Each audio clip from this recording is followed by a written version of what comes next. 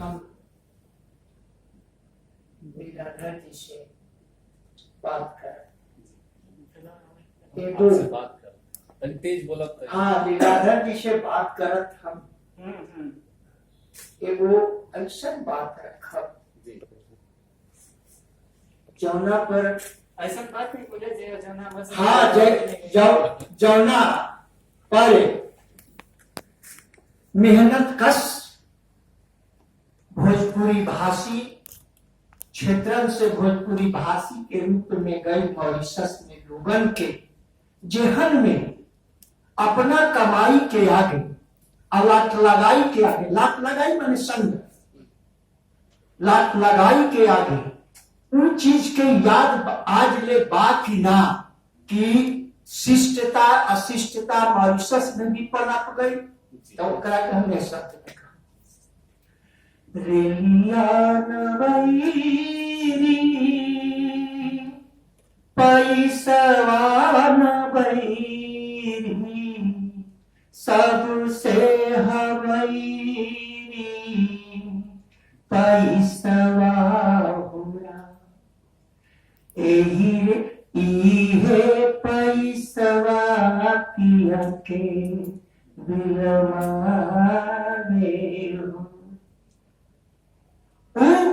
भोजपुरिया भाषी लोग तक कमाई मॉरिशस में चल गए, लेकिन नौढ़ा के घर में रह गई आ जत सार गावत गावत आपन ताव उम्मीद खेत दियल ओकरा खातिर कमाए वाला लोग आपन मेहनत के बदौलत मॉरिशस के खूबसूरत दुनिया बना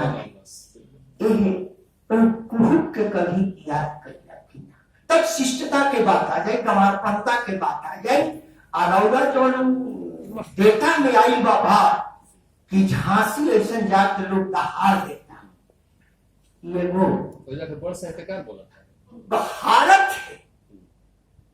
भरसज मॉरिशस हमने खातिर ना, लेकिन कुछ लोगन खातिर पिकनिक के स्थल हो गया, ओइजा के लोग एजा जाता है, एजा के ओइजा चले जाता हमारा अपन बात एजे नेपाल में द्वितीय राजभाषा भोजपुरी हो गए। अपने सभी लोग सुन रहे झारखंड में एगो हमनी के मित्रवन है नेपाली के अकेला माने महाकाव्यकार माने मोहन दुखुंजी मुखाती भी बैठो कब सके तो मोहन दुखुंजी से हमारे ज्यादा कदा बात हो। नेपाल में कहूँ नहीं खेजा पिकनिक मना,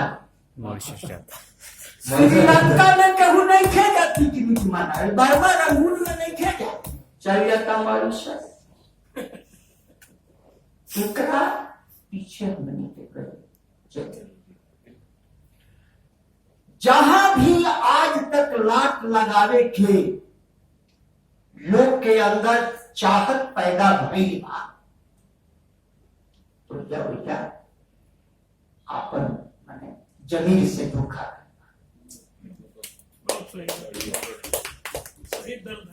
माँ हमरा से के शिष्ट बाजा के शिष्ट एक शिष्टता के पहचान कैले तो भले हमारी के हाथ से गुजर हो, लेकिन अंग्रेज भाई तो पहचान कर लिया कि भाई भोजपुरी ऐसा नहीं कि मिथिलो गाँव में मगही भी गाँव में ग्रियर्सन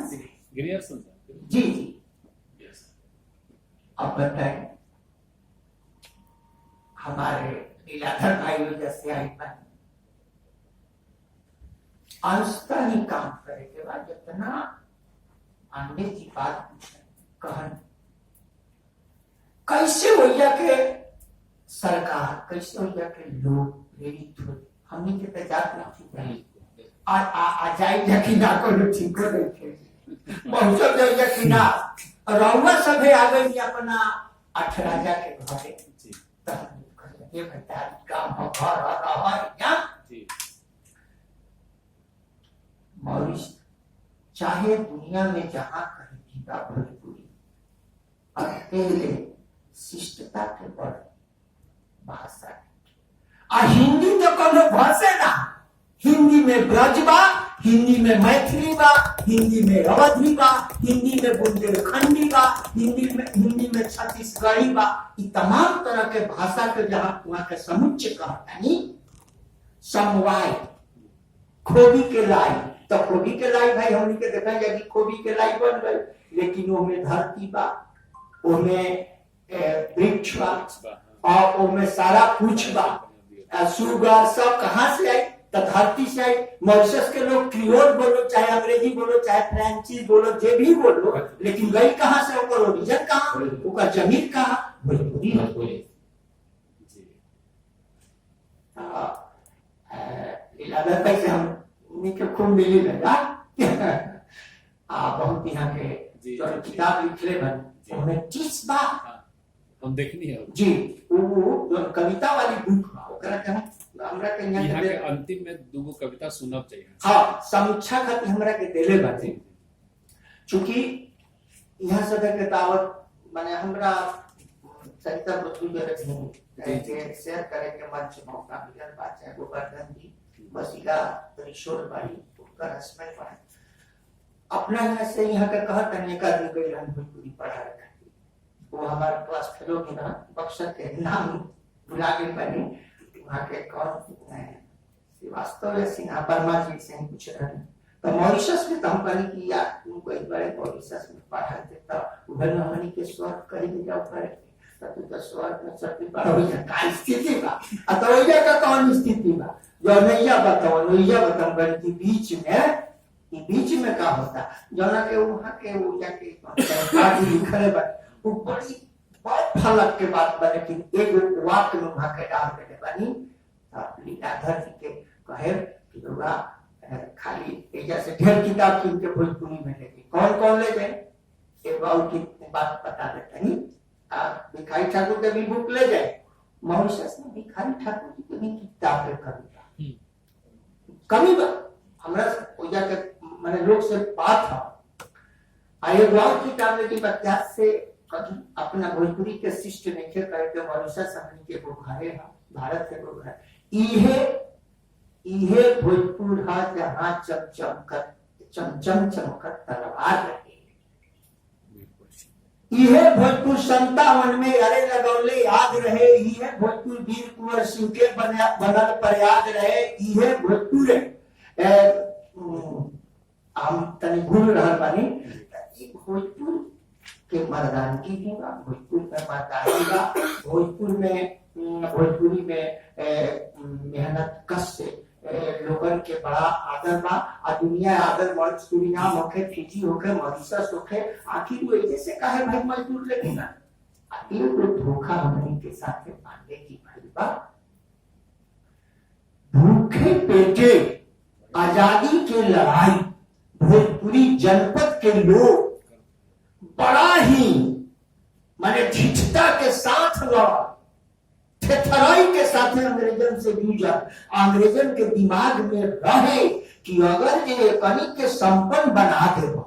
एकनी के क्षेत्र में उद्योग माने खाल कर देगा, जब भूखले मारे खातिर कट जाए खातिर तैयार बांसा तनिया से एकनी के गोल चले लगी तो का कर दिए सही सा जमानी के बेला दिए सब कि आज हमनी के भारतीय लोग के भोजपुरी खातिर बेला नहीं। अब एजा का दिक्कत बा कि अपने लोग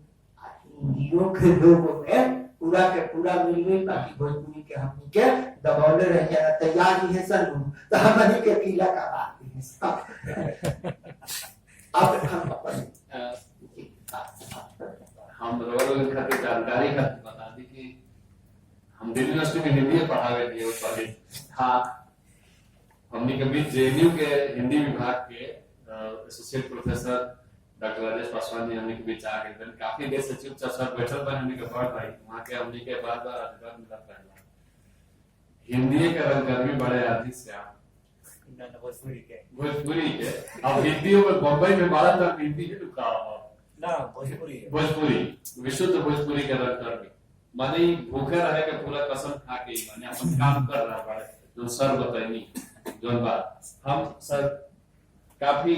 गहरा और काफी गहमा गहमी वाला बहस माने बातचीत रहल आदान प्रदान वाला। हम चाहब कि रावरे गो पाथर रेख में वो कविता बाटे, भोजपुरी सीख ला बाबू, ओकरा के रउआ खुद सुनाई हमनी के। हमें सुना हाँ पता नहीं हमारे आवाज में न लय है न ताल है, लय ताल नहीं कर रहा, पढ़ा हुआ है हमनी खातिर उपलब्धि सिर्फ शब्द। अच्छा भोजपुरी सीखला बाबा ये हमार वो कविता जो सबसे पहले निकले रही और छोटन मतलब छोटा लड़कन के बीच में स्कूल में जब गए तब इस पर बैठे बैठे ये कविता लिखनी रही और भोजपुरी के जैसे बड़ी ना प्रथम पहली रचना और वो भी छोटे छोटे बच्चन के साथ में। भोजपुरी सीखला बाबू, भोजपुरी सीखला बाबू ये हमने का भाखा भाखा मुंह से निकलने वाला। भोजपुरी सीखला बाबू ये हमने का भाखा है, ये भाखा में हमने का संस्कृति है, इनमें हमने के धर्मों है, ये भाखा में हमने का संस्कृति है, इनमें हमने के धर्मों है। तू भोजपुरी बोल के देखला बाबू, तू भोजपुरी बोल के देखला बाबू, इनमें मिठासे है, ये मिठास से हमनी के मान सम्मान होला, यही संगे हमनी के कर्मों होला। तू कर्म करके मान से जिया बाबू, तू शान से जिया, भोजपुरी बोल के जिया, सिर उठा के जिया, भोजपुरी सीखला बाबू, ये हमने का भाषा है, हमने का भाषा है। भोजपुरी के लिए हम ये कविता के बाद पूरा याद परस की स्कूल में सरता जी को संस्मरण सुले कि घर घर में भोजपुरी हो करके भी एक वजह चल रहा है प्रभात फेरी टाइप के सर्वर जो पहली का रचना था। हम उम्मीद करें कि चौथा पांचवा 10वां जनरेशन जौन भी आगे वंशज के भोजपुरी भारतवंशी लोग के वो लोग की कविता ध्वज पताका बन को लोग के सामने चले अब भोजपुरी जियत रहे। रवाइनी हमारा तरफ से तो धन्यवाद बटले बा। हम अकादमी को उपाध्यक्ष महोदय से कहा कि वहाँ के औपचारिक धन्यवाद ज्ञापन और हम तनी बात है जौन रउआ लिखले बने भोजपुरी के आधार बना के हाँ जौन रउआ रचना कैले बने हिंदी में भोजपुरी के आधार पर हम चाहे तो बोले कि फिर जरूरत वही आधार पर भोजपुरी में लिख दी वही चाहता है जब राव कर्नाटिक शरणार्थिक जे भी आई तो वही ना समझे कि ओकरा भोजपुरी के आधार बना के लिखल गेल वही जाने के हिंदी लिखल गेल एगो चीज है तो वो आधार का बन के वो खामा बन जाओ कि भाई भोजपुरी बाटे वो केकरा से वो डिफरेंस लेवल पे वो कोई जरूरत नहीं है वही भाषा में रहे तो हमरा लगता कि हमारा लगे डेटा भी रही और हमारा पढ़ाई की चीजें भी रही तो हम तो पढ़ा तो हिंदी पढ़े अब हमारा अगर भोजपुरी ना पता हुई तो हम तो जानते कहें कि हमारे दादाजी लिखले बनी वो हिंदी में लिखले बनी लेकिन कौन चीज से रेफरेंस ले लेबे तो हमरा नहीं पता और वो जो लिखे हम भोजपुरी में तो हम भोजपुरी में पढ़े और वो लिखे हम हिंदी में तो हम हिंदी में पढ़े तो हम चाहे कि ऊपर के आधार को भाषा के नाम भोजपुरी में जाना चाहिए भोजपुरी में लिखे अगर वो चाहते हैं कि हिंदी में लिखे तो लिखे लेकिन वो करेगा एक कॉपी हिंदी और भोजपुरी में रहेगा चाहिए तो वो जब आगे वाला पीढ़ी जो पढ़े तो भोजपुरी में पढ़े जेकरा हिंदी में पढ़े तो हिंदी में पढ़े ना अब यहाँ ना सब भाषा की अपनी खासियत है और जब हिंदी में खासियत है वो भोजपुरी में नहीं बराबर और जब भोजपुरी में और हिंदी में बराबर नहीं सीखी अब भोजपुरी में सोच के जब हिंदी में लिखा हुआ होते हिंदी में मिलेगी वो बराबर भोजपुरी में नहीं सीखी जाएगी और एक आदमी भोजपुरी में जब रचना बटे तो जहाँ भोजपुरी में निकलेगी तो जब एक रचना हिंदी में से आगा और फिर भोजपुरी में बराबर नहीं सहा लिखे थे बल्कि उसका उल्टा हो जाए लुबा आ जाए लेकिन बेहतर ये बटे मतलब नहीं कसना चारा करने की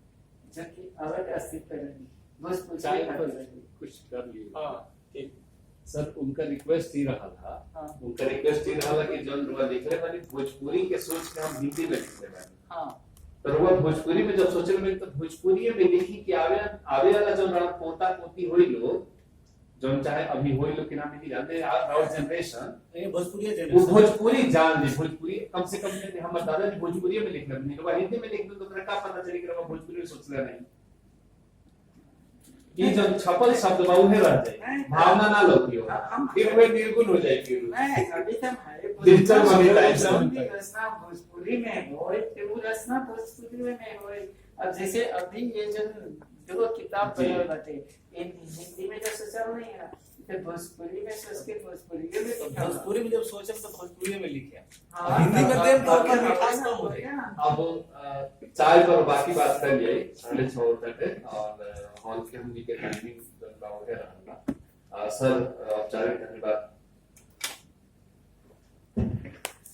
जितनी बातें मैंने सुनी तो मुझे लग रहा है कि अब मैं फिर वो गलती ना करूँ कि हिंदी में बोलूं तो मैं अपनी मैथिली या भोजपुरी में ही बोलूं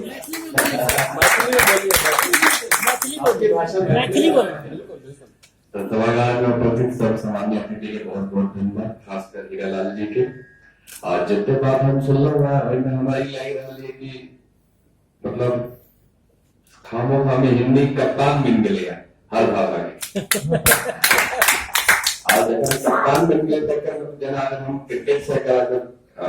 तुलना करें तो अगर कप्तान अगर धोनी से टक्कर मतलब ही नहीं कि सचिन कम बोल ले या गांगुली कम बोल ले तो अगर हिंदी कप्तान से तो मैथिली भोजपुरी कम बोल ले कतो से नीचे ठीक है कमर्शियल भाषा नहीं रह ले लेकिन इनमें सारा गलती सरकार का नहीं देता हम सब अपन गलती दे कि हम सब चूज के लिए भाई हिंदी के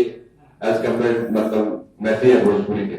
अपन गलती सुधारो और कोशिश करो कि घर से बाहर मैथिली भोजपुरी की निकालो घर में बहुत धन्यवाद चाय पर हम लिखे बाकी बातचीत चाय पर